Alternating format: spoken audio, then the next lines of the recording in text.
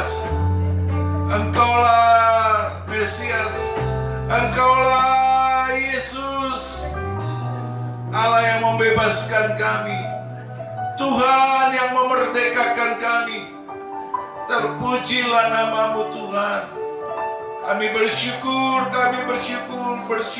Terima kasih, oh Yesus, Kau baik. Kau menyelamatkan kami. Engkau ganti kami untuk menjadi terkutuk, dan di salib itu Tuhan Engkau telah mati bagi kami. Terpujilah namamu Yesus. Terima kasih Tuhan, Kau baik, sungguh baik, teramat baik. Biarlah anugerah dan kemurahan-Mu yang membebaskan dan menyelamatkan kami, membawa kami terus beribadah kepadamu dengan takut dan gentar. Dengan segala anugerah dan kemurahan-Mu itu Tuhan, kami berjalan di dalam kekudusan dan kesalehan kami. Oleh karena Engkau yang menolong dan menopang kami, supaya kami layak di hadapan-Mu. Terima kasih Bapa, terima kasih. Dan sekarang perdengarkanlah suara-Mu, dan berbicaralah ya Tuhan, kami siap mendengarkannya. Sebab kami ini adalah murid-murid-Mu. Oh, di dalam nama Yesus kita yang siap diberkati, Tuhan berkata, amin. Haleluya, haleluya, haleluya. Tolong memberkati kita semua. Silakan duduk. Puji Tuhan. Shalom Elohim. Puji Tuhan. Haleluya. Baik Bapak Ibu sekalian, mari kita buka Alkitab kita.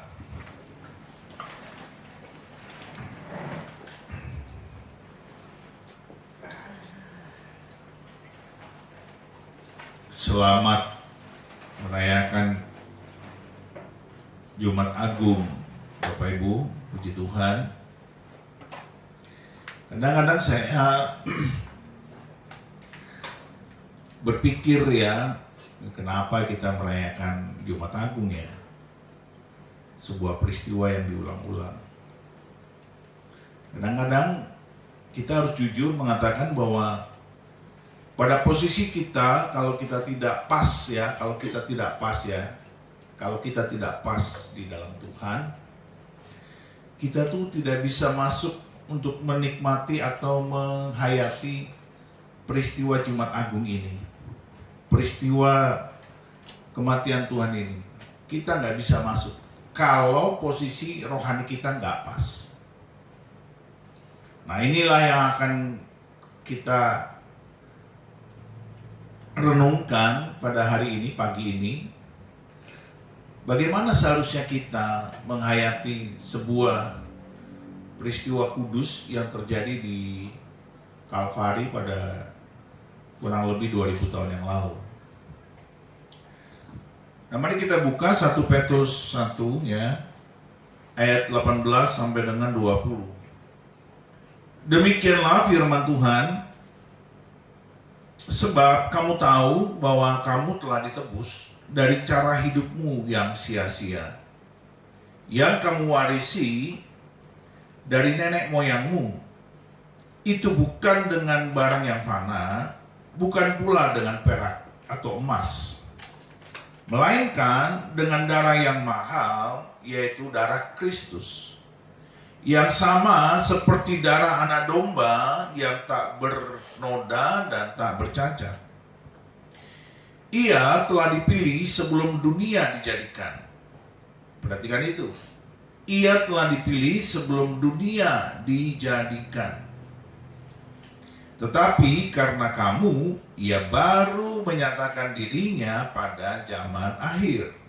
Nah, Bapak Ibu dan saudara sekalian, dikatakan di situ bahwa kamu telah ditebus dari cara hidupmu yang sia-sia, yang kamu warisi dari nenek moyangmu. Itu bukan dengan barang yang fana, bukan pula dengan perak atau emas. Artinya apa? Artinya kita harus mengerti betul bahwa harga yang dibayar oleh Tuhan Yesus dengan kematian Tuhan di salib itu bukan murah, itu bukan remeh begitu. Itu sangat mahal karena dibayar dengan darahnya sendiri. Kalau ditanya kenapa mahal? Karena darah Tuhan itu sanggup membebaskan kita dari dosa. Kenapa sanggup? Karena darah Tuhan itu suci. Darah Tuhan itu kudus. Kenapa kudus? Karena dia adalah Allah. Dia adalah Allah yang menjadi manusia. Firman Allah yang menjadi manusia. Dan waktu perawan Maria, Bunda Maria mengandung, itu dari Roh Kudus. Jadi perhatikan, firman Allah menjadi manusia dengan perantaraan atau kuasa Roh Kudus. Itu dahsyat.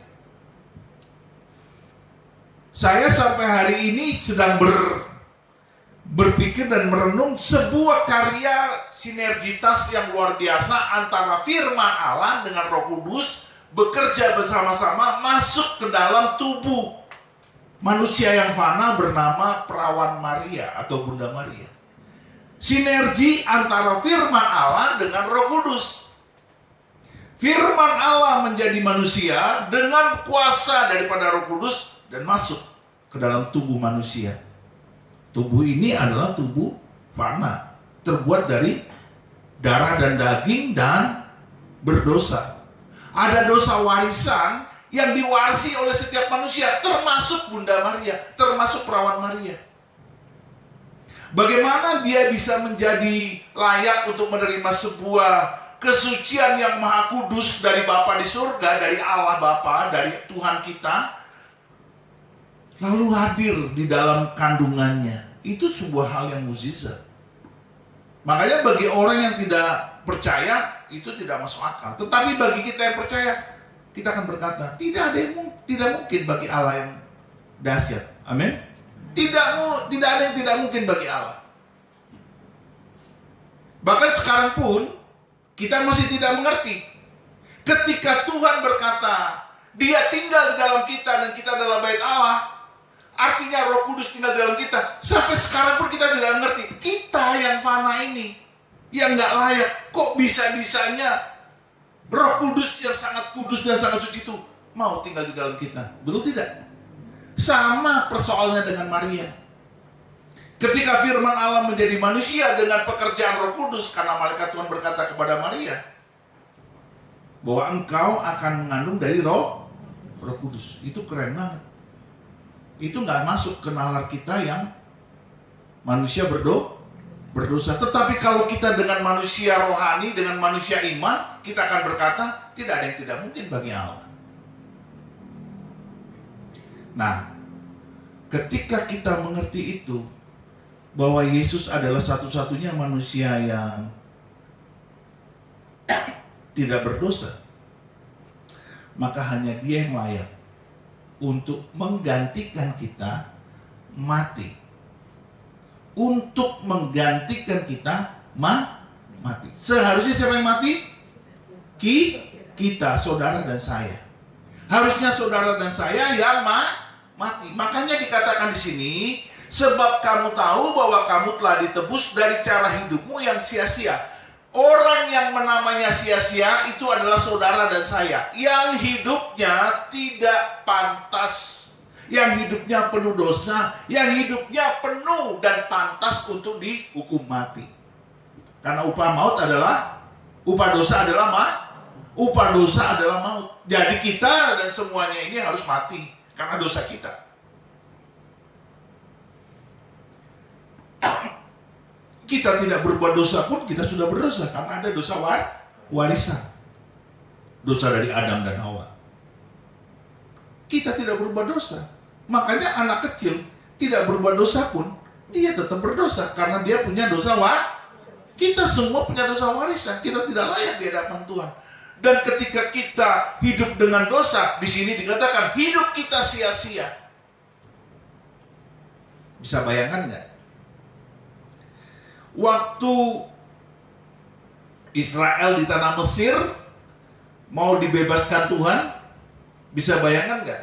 Apakah Bapak, Ibu, dan Saudara semua berpikir bahwa Israel yang di tanah Mesir, yang ada di tanah Goshen di Mesir itu, tanah Goshen itu khusus tempat tinggal para orang Yahudi, orang Israel, tanah Goshen di Mesir.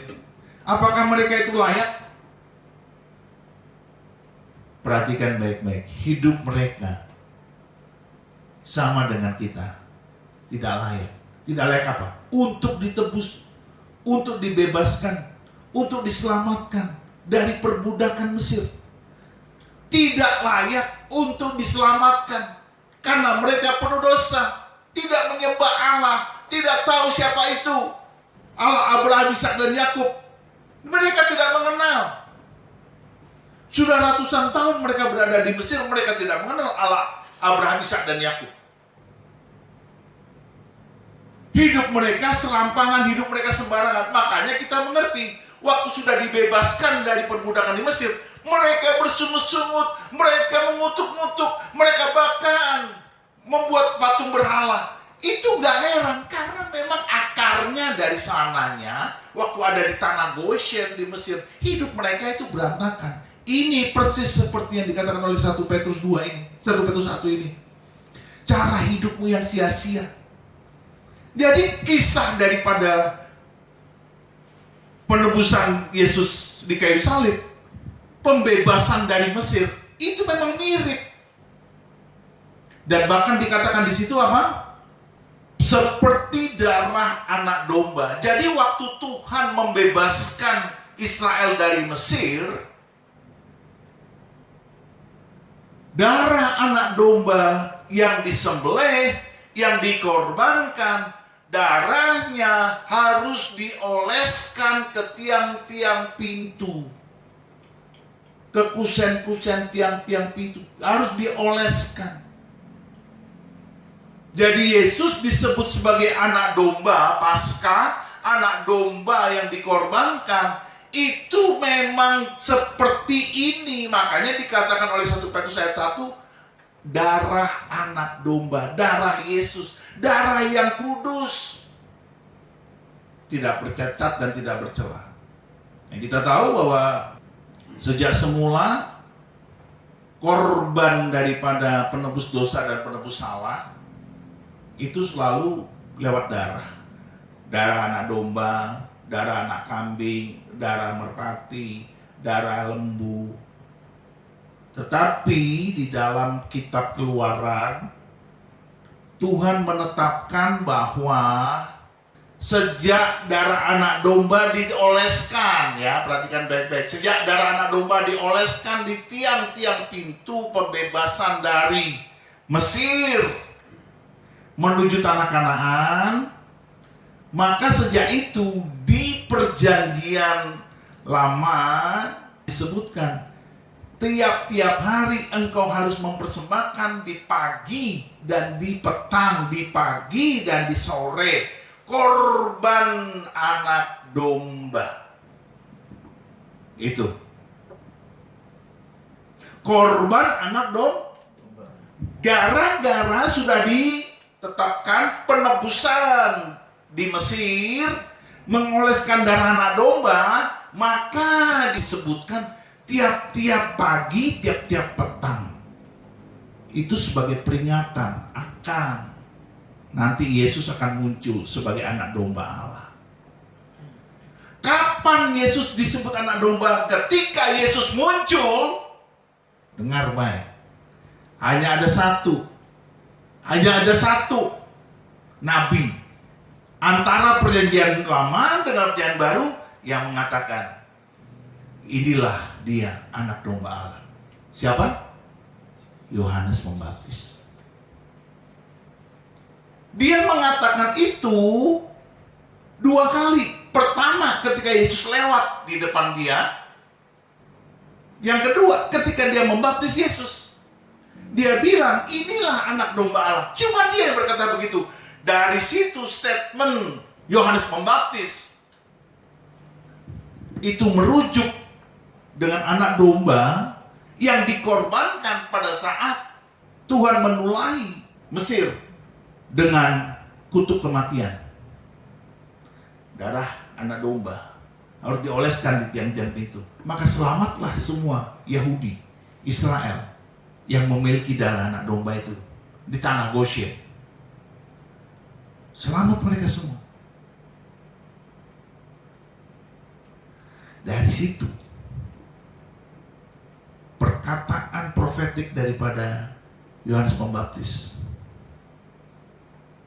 menggambarkan Yesus sebagai anak domba tergenapi dengan penglihatan daripada Yohanes Rasul, Yohanes murid di kitab Wahyu. Pada saat tua-tua para malaikat dan makhluk-makhluk kudus itu menyembah, di situ Yohanes bilang, aku melihat anak domba Allah yang telah disembelih. Telah disembelih artinya telah dikorbankan. Semua pada sujud. Jadi saudara lihat, Yesus sebagai korban 2000 tahun yang lalu disalib Golgota, tetapi kelak seperti dilihat oleh Yohanes Rasul di kitab Wahyu, dia tampil sebagai raja karena semua sujud menyembah di tata Allah. Artinya apa? Betapa sucinya Tuhan Yesus. Hanya Dia yang layak menebus kita semua dari hidup yang sia-sia. Kalau Israel ditebus dari hidup yang konyol, hidup yang tidak punya attitude, tidak punya moral, tidak takut kepada Allah, yang penuh dosa, dengan anak domba, darah anak domba di tiang pintu, kita ini sama dengan Israel waktu diperbudak di Mesir. Jadi perhatikan baik-baik.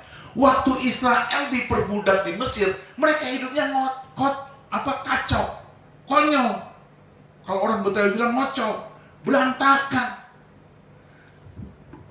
Kita akan bilang, kok mau ya Tuhan membebaskan orang-orang Yahudi itu, orang-orang Israel? Dengar baik. Tuhan kita adalah Tuhan perjanjian. Dia sudah janji sama Abraham, Ishak dan Yakub. Keturunanmu lah yang akan mewarisi negeri yang akan kuberikan kepadamu. Di mana? Di tanah Kanaan, bukan di tanah Goshen di Mesir. Ini mereka karena tidak mengenal Allahnya Abraham, Ishak dan Yakub, mereka tidak mau keluar dari tanah Mesir. Musa saja sampai diyakinkan berkali-kali oleh Tuhan agar dia mau memimpin Israel keluar dari tanah Mesir. Kenapa? Karena dia tidak mengerti siapa itu Allah. Tidak dia kenal. Makanya dengar baik, ketika Tuhan memerintahkan Musa membawa keluar Israel dari perbudakan di Mesir, dengar baik, bukan masalah perbudakannya itu saja yang Tuhan mau bereskan, dibebaskan. Tapi juga Tuhan mau Musa membawa Israel keluar dari Mesir. Perhatikan baik-baik, saudara baca itu di kitab Keluaran, pelan-pelan, hati-hati. Tuhan bilang apa? Supaya umatku beribadah. Katakan bersama saya, beribadah. Beribadah kepadaku. Itu. Dan sekarang ketika 1 Petrus 1 berkata, engkau ditebus dari cara hidupmu yang sia-sia. Kita ini sama sia-sianya seperti Israel di Mesir pada masa itu. Kamu warisi dari nenek moyangmu itu bukan dengan barang yang fana, bukan pula dengan perak atau emas, melainkan dengan darah yang mahal, yaitu darah Kristus yang sama seperti darah domba yang tak bercacat dan yang tidak bernoda dan tak bercacat, supaya kita hidup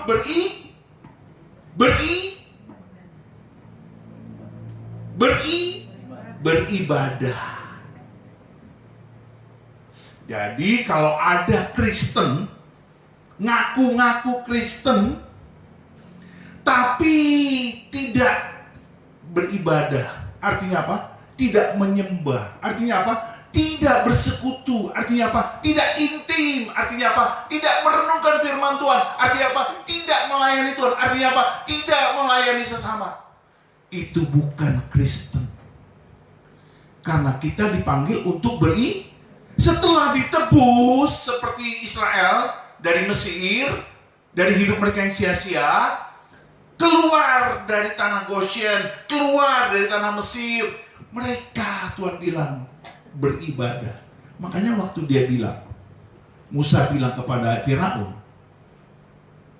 kami akan beribadah, izinkanlah kami pergi 3 hari lamanya untuk membakar korban persembahan Allah kami. Itu tidak diizinkan oleh Firaun. Saudara, kalau kita mengerti sekarang bahwa kita sudah dibebaskan oleh Tuhan, maka kita sekarang itu tidak boleh lagi untuk tidak beribadah, harus karena kalau kita sampai tidak beribadah, berarti kita ini sama saja dengan Firaun. Karakteristik Firaun apa? Jahat. Karakteristik Firaun apa? Kejam. Karakteristik Firaun apa? Tidak mau mengenal Tuhan. Karakteristik Firaun apa? Tidak mau mengakui Tuhan. Hati-hati. Mereka tidak senang, Firaun tidak senang kalau Israel beribadah. Dia mau Israel ditindas, dianiaya, bekerja buat mereka, dan mempersiapkan semua makanan mereka. Bekerja di ladang, bekerja di rumah roti, bekerja di kebun anggur. Semuanya untuk Firaun dan rakyatnya. Kalau hari-hari ini banyak orang bekerja cari makan, lalu tidak beribadah, lalu tidak intim, lalu tidak merenungkan firman, lalu tidak bersekutu, tidak melayani Tuhan, tidak melayani sesama. Saya mau bilang sama saudara semua, jangan-jangan kita seperti karakter Firaun. Firaun ingin Israel tidak beribadah. Kerja, paksa kerja. Siapkan ladang, siapkan kebun anggur, siapkan gandum, siapkan makanan, bikin roti. Hati-hati kita sekarang. Firaun, gambaran siapa? Pada zaman modern ini, gambaran siapa? Iblis. Tadi malam saya ketemu sama anak rohani saya, 2 orang. Saya akan selalu menggenapi, Tuhan bilang, kamu habiskan waktumu dengan memberitakan Injil, menguatkan iman orang-orang yang tidak lagi melayani. Dan saya bilang, hidup kalau sehat itu puji Tuhan. Hidup kalau bahagia itu puji Tuhan. Kita sehat nggak bahagia buat apa, saya bilang. Tapi kalau sehat dan bahagia itu pun belum cukup, harus ditambahkan lagi, berguna. Kalau ada anak Tuhan, ngaku-ngaku anak Tuhan, dia sehat dan bahagia, ini adalah anak Tuhan yang egois. Bicara sehat itu bicara sehat ekonominya, bicara sehat hidupnya, bicara sehat fisiknya, bicara sehat hal-hal yang bersifat materi. Bahagia untuk dirinya sendiri. Tapi kalau sehat dan bahagia tidak berguna, untuk apa kamu hidup? Berbicara berguna itu berbicara lebih dalam lagi, beribadah tadi. Melayani Tuhan, melayani sesama, itu berguna. Kalau hanya untuk dirinya sendiri, Kalau hanya untuk pekerjaannya, kita punya karakteristik Firaun. Yang mengerti katakan amin. Dalam nggak? Dalam nggak? Makanya jangan bangga. Orang-orang yang hari-hari ini kerja mati, kerja setengah mati, ya kan? Kerja mati-matian, jangan bangga. Jangan-jangan kamu sedang dijajah oleh roh Firaun, sehingga kamu tidak bisa beribadah kepada Tuhan. Yang mengerti katakan amin. Padahal kamu sudah ditebus dari cara hidupmu yang sia-sia. Kalau saya tidak akan bahagia kalau cuma sehat. Saya tidak akan bahagia kalau tidak berguna. Maka saya bilang sama mereka, bapakmu ini, ya, bapak rohanimu ini, hidup bersemangat, bergairah, berkobar-kobar, berapi-api karena melayani Tuhan sejak dia bekerja. Jadi kalau sekarang kita ini hanya andalkan bekerja, cari uang, kita seperti karakternya Firaun. Saya kan nggak mungkin bilang kita karakternya iblis, nggak boleh dong. Terlalu dalam itu, terlalu sarkas. Tapi kita bilang saja karakternya Firaun.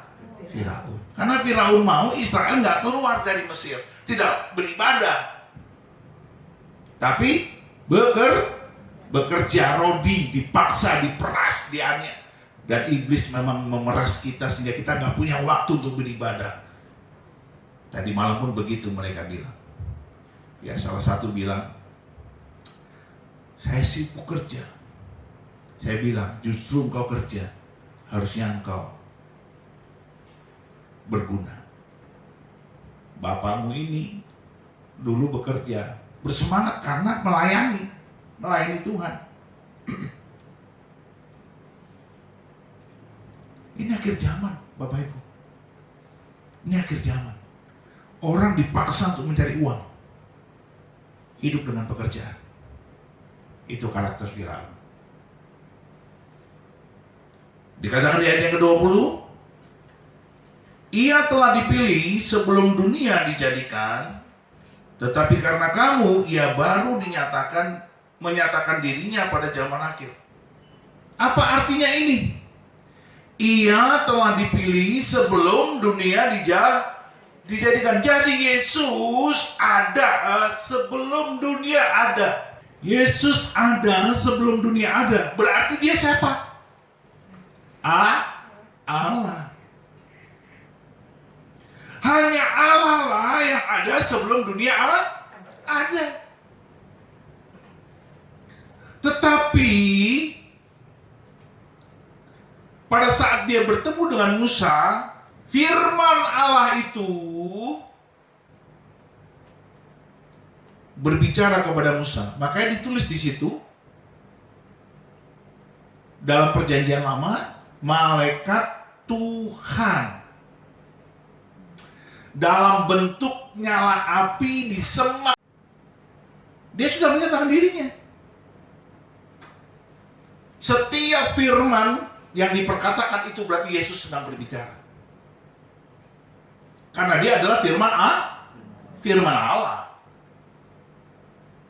Nah, dia sudah ada sebelum dia dijadikan, tetapi dia menyatakan diri dalam wujud seperti kita, manusia biasa, itu dalam perjanjian baru. Tadi firman Allah bekerja sama dengan Roh Kudus masuk ke dalam tubuh yang fana daripada perawan Maria. Itu mukjizat. Jadi kalau ada yang bilang Yesus diciptakan, Yesus ada pada abad pertama, itu salah. Sebelum dunia ada, dia sudah ada. Makanya dia berbicara kepada Musa, tapi dia belum menyatakan dirinya sebagai Yesus. Dia bilang apa? Akulah aku. Kata Musa, kalau Israel tanya kepadaku, apa yang harus aku katakan kepada mereka? Siapakah engkau? Katakanlah kepada mereka, akulah aku. I am Israel. Akulah aku. Nggak dikenal pada masa itu. Tetapi kita puji Tuhan mengenal Bapa, Putra dan Roh Kudus. Bapa, Anak dan Roh ketiganya Esa. Jadi pesan Tuhan di Jumat Agung ini, Dia mati menebus kita supaya kita beribadah. Masih ada yang tidak beribadah? Ya, ada. Ibadahnya kan banyak kan? Berdoa, ibadah. Baca Alkitab, ibadah. Melayani Tuhan, ibadah. Melayani sesama, ibadah. Kalau hanya kita berdoa dan baca Alkitab, belum cukup. Belum cukup. Tetapi sayangnya hari-hari ini, anak-anak Gen Z bahkan hampir-hampir tidak mengenal Yesus, walaupun dari keluarga Kristen. Karena apa? Karena tidak beribadah, tidak berdoa, tidak baca Alkitab. Banyak sekali mereka. Apalagi kalau dituntut untuk melayani Tuhan, melayani pekerjaan Tuhan, melayani sesama. Berat sekali mereka. Ingat ya Bapak Ibu, ini akhir zaman. Yang terdahulu menjadi yang ingat. Saya tetap menjaga supaya saya yang terdahulu tetap terdahulu sampai pada akhirnya saya dipanggil Tuhan. Nah, ini mereka-mereka yang Tuhan pesankan kepada saya untuk menyampaikan firman Tuhan. Ini adalah mereka-mereka yang hari-hari ini sudah nyaris terkemudian. Kenapa? Karena mereka merasa well done. Dengan hanya bekerja, dengan hanya mencari nafkah, dengan hanya baca Alkitab, dengan hanya berdoa, tetapi tidak melayani Tuhan, tidak melayani pekerjaan Tuhan, tidak melayani sesama. Tuhan sampaikan itu pada saya, dan saya sampaikan kepada mereka. Tugas saya cuma itu, sampai pada kesudahannya. Terus saya akan sampaikan. Termasuk visi nanti ini gereja, kita pujian penyembahan, rally, praise and worship 24 jam dan hadirat Tuhan turun. Kita kerjakan. Dan hebatnya tadi malam itu, mereka merespon positif. Sampai mereka bilang, kapan lagi kita ketemu? Mereka ingin terus jaga api itu. Ya udah, kapan? Kita accept. Dan ini akan kami tularkan terus. Dan cerita tentang rally, praise and worship itu mereka nangkep gitu. Wow. Saudara, kita telah ditebus dari hidup kita yang sia-sia. Mari kita beribadah. Ayo kita bangkit berdiri.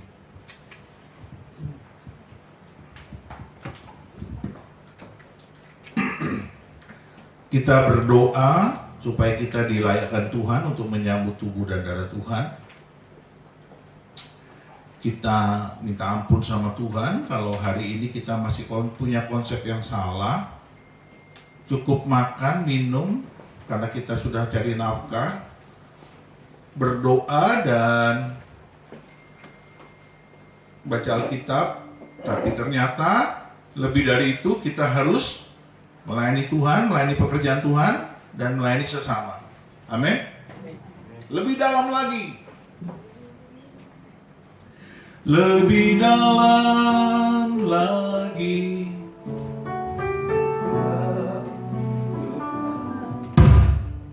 Lebih dari segala yang ada. Lebih dalam lagi. Ku cinta Kau Yesus, ku mengasihimu.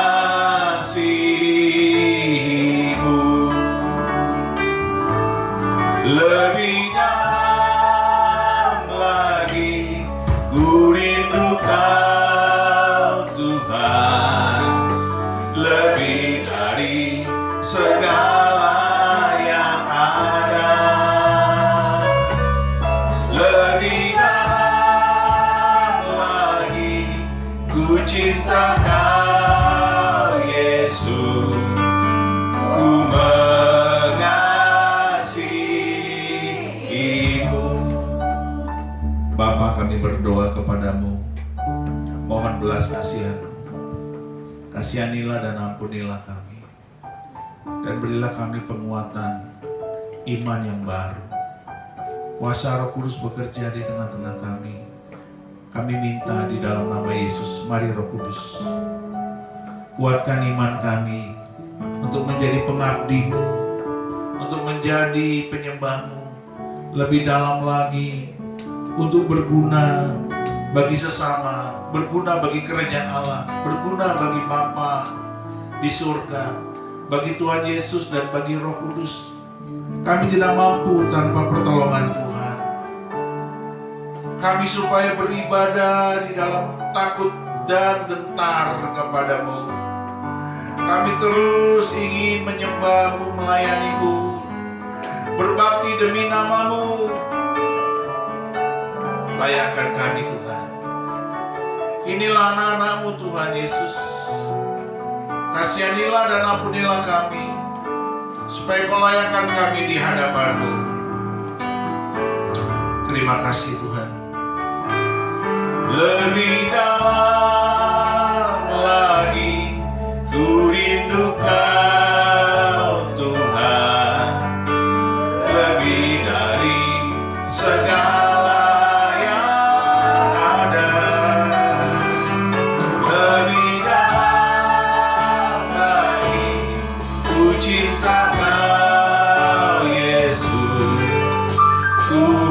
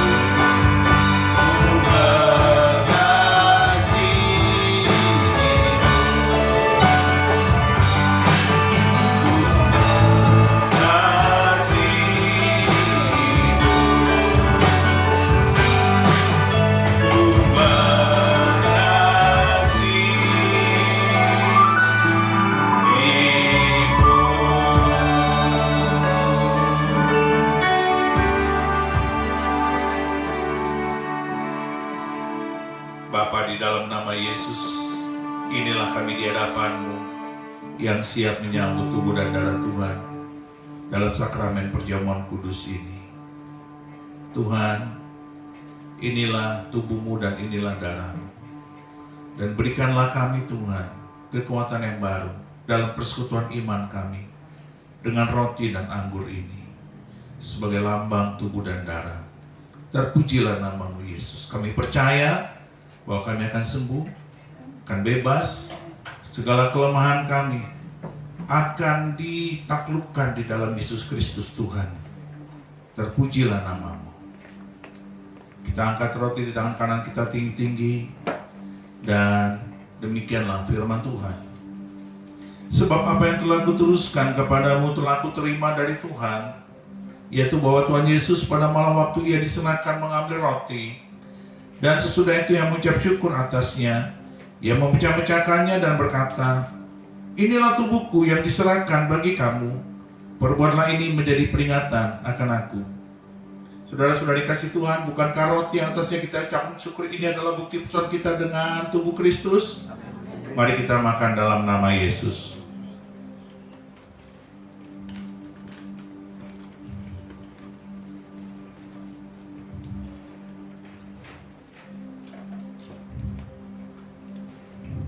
Terima kasih Tuhan. Terjadilah menurut kehendak-Mu di dalam tubuh, jiwa, dan roh kami. Oleh karena kami menyambut tubuh-Mu dalam roti ini. Terima kasih Bapa. Terjadilah pemulihan, kesembuhan, kesehatan. Terima kasih Bapa, terima kasih. Mari kita angkat cawan di kanan tangan kita tinggi-tinggi. Demikian juga yang mengambil cawan sesudah makan, lalu berkata, "Cawan ini adalah perjanjian baru yang dimeteraikan oleh darahku. Perbuatlah ini setiap kali kamu minumnya, menjadi peringatan akan aku. Sebab setiap kali kamu makan roti ini dan minum cawan ini, kamu memberitakan kematian Tuhan sampai ia datang kembali." Saudara-saudara kasih Tuhan, bukankah cawan yang atasnya kita ucapkan syukur ini adalah bukti persekutuan kita dengan darah Kristus? Mari kita minum dalam nama Yesus.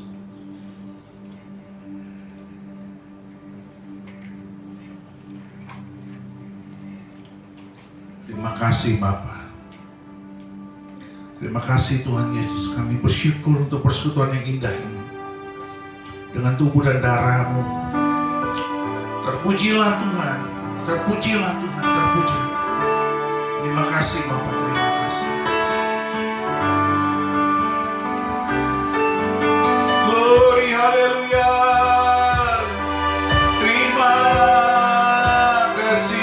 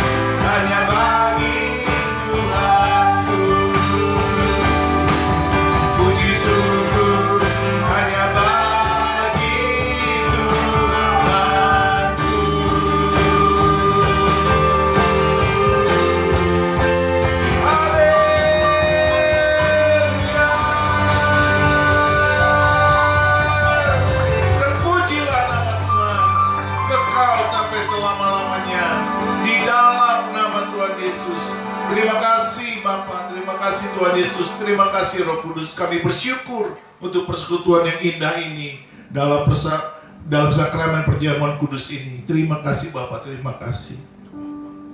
Dan Tuhan sekarang berkatilah setiap persembahan persepuluhan kami, persembahan kasih kami, dan biarlah itu berkenan di hadapan-Mu, karena kami memberikannya dengan penuh cinta kasih, ucapan syukur, dengan tulus, dengan sungguh-sungguh, supaya gereja ini diberkati Tuhan berlimpah-limpah, supaya hamba-hamba-Mu, anak-anak-Mu, jemaat-Mu diberkati berlimpah-limpah. Karena persembahan-persembahan kami ini adalah persembahan-persembahan yang tulus di hadapan-Mu. Terpujilah nama Tuhan Yesus. Kami bersyukur kepada-Mu Tuhan, Kau membebaskan kami, menyelamatkan kami, menebus kami dari dosa kami, Engkau menggantikan kami, dan sekarang kami bebas.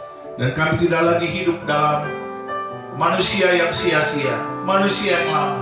Kami adalah ciptaan baru, sesungguhnya yang baru sudah datang. Terpujilah nama Tuhan Yesus. Kita yang percaya berkata, amin, haleluya. Terpujilah nama Tuhan.